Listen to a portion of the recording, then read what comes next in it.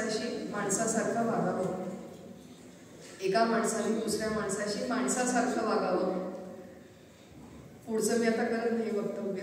सगळ्यांना लक्षात आलेलं आहे की आपल्या घरात काम करायला येणाऱ्या बायका, भाजीवाला, इस्त्रीवाला मनुष्यासारखं वागावं. चौथा आहे देवयज्ञ. देवाला आवडेल अशा पद्धतीने धर्मकार्य करावं. आपण एवढा मोठा अभ्यासवर्ग बघितला. आरती म्हणताना समजून उमजून म्हणावी. 10 आरत्या नाही म्हटल्या तरी चालतील, एकच आरती म्हणा, पण ती आर्त होऊन म्हणा. तो भाव मनामध्ये जागृत करून म्हणा. तो भाव प्रत्यक्ष देवापर्यंत पोहोचेल. ही झाली देवयज्ञ.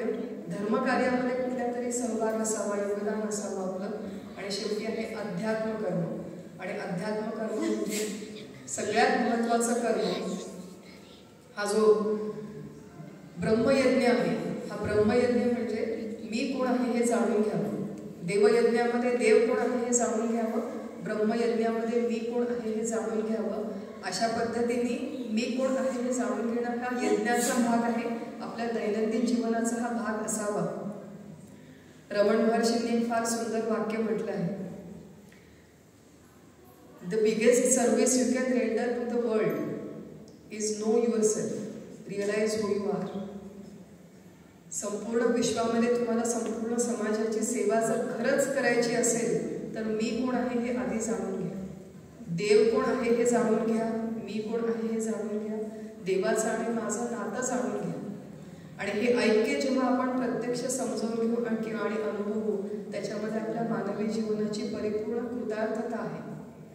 प्रत्येक समाजातल्या व्यक्तींनी अशा प्रकारे देव आणि मी जाणून घेतला किंवा त्या दिशेने थोडीशी वाटचाल केली तर एक एक व्यक्ती पुढे जाईल, एक एक व्यक्तीचं उन्नयन होईल, उत्कर्ष होईल. आणि त्या माध्यमातून या संपूर्ण समाजाचं उन्नयन होईल, समाजाचा उत्कर्ष होईल. आपण स्वतःला न बदलता दुसऱ्यांना बदलण्याच्या भानगडीत पडतो, त्याच्याने समाजाचा उत्कर्ष होणार नाही. आधी स्वतःला बदला, स्वतःचा उत्कर्ष करा आणि त्याच्याबरोबर त्या माध्यमातून या समाजाचा देखील उत्कर्ष व्हावा.